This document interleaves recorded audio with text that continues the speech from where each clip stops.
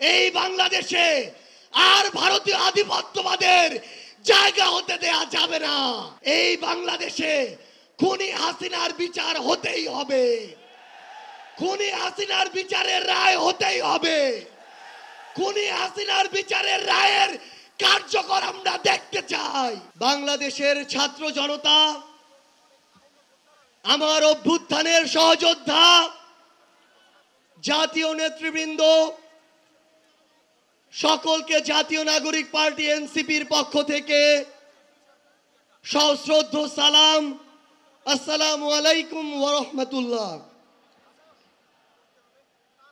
সংগ্রামী সহযোদ্ধারা, অভ্যুত্থানের 1 জুলাই পেরিয়ে আমরা আরেক জুলাই এসে উপস্থিত হয়েছি, কিন্তু বাংলাদেশ থেকে মুজিববাদীদের ষড়যন্ত্র এখনো শেষ হয়নি।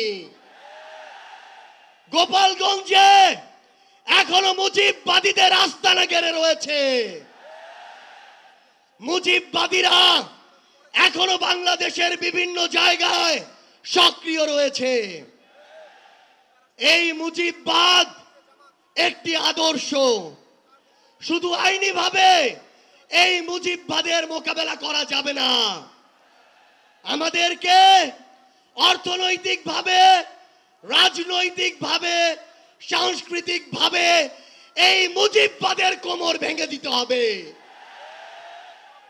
আমাদের মধ্যে রাজনৈতিক মতপার্থক্য থাকতে পারে, কিন্তু এই মুজিববাদের প্রশ্নে, এই স্বৈরাচারের প্রশ্নে অভ্যুত্থানের সকল শক্তিকে ঐক্যবদ্ধ থাকতে হবে। সংগ্রামী সহযোদ্ধারা, এই বাংলাদেশে আবারও নতুন করে মুজিববাদী ভারতপন্থী শক্তিগুলো এখন সক্রিয় হচ্ছে।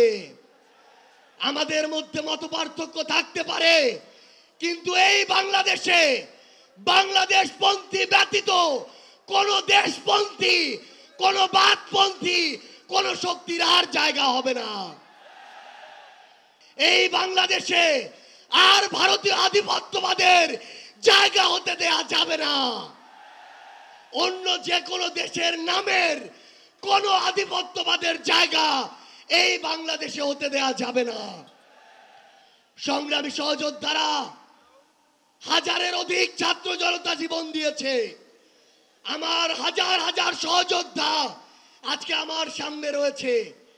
আমাদের একটা আকাঙ্ক্ষা ছিল, গত জুলাইয়ে, ওই অগাস্টের 5 তারিখে আমাদের যে স্বপ্ন ছিল, আরেক অগাস্ট আসতে চলেছে, আমাদের সেই স্বপ্নগুলো পূরণ হয়নি।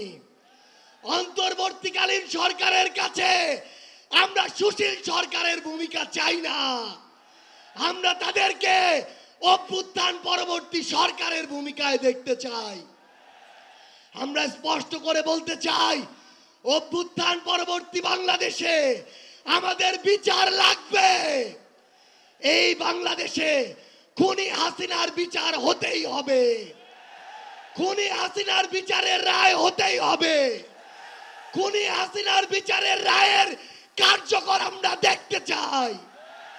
আমরা স্পষ্ট করে বলতে চাই, এই বাংলাদেশে বিচার বিভাগকে কোন দলের বিচার বিভাগ হিসেবে আমরা দেখতে চাই না। আইন শৃঙ্খলা রক্ষাকারী বাহিনীকে ক্ষমতার তোষামত করা বাহিনী হিসাবে আমরা দেখতে চাই না। আমরা স্পষ্ট করে আপনাদেরকে বলি, ৭২-এর মুজিববাদী সংবিধানকে এক পাশে রেখে কোনোদিন এই বাংলাদেশপন্থী বাংলাদেশ সম্ভব নয়। আমাদের নতুন সংবিধান লাগবে, আমাদের গণপরিষদ নির্বাচন লাগবে, আমাদের নারীদের অধিকার আমাদের নিশ্চিত করতে হবে, আমাদের সংখ্যালঘু ভাই বোনদের অধিকার আমাদের নিশ্চিত করতে হবে। আমরা 1947 সালের উপনিবেশ বিরোধী যে আকাঙ্ক্ষা, ৭১-এর স্বাধীনতার যে আকাঙ্ক্ষা, ২৪-এর মুক্তির যে আকাঙ্ক্ষা, সেই আকাঙ্ক্ষাকে ধারণ করে ঐক্যবদ্ধভাবে আমাদের আগামীর বাংলাদেশ গড়তে হবে।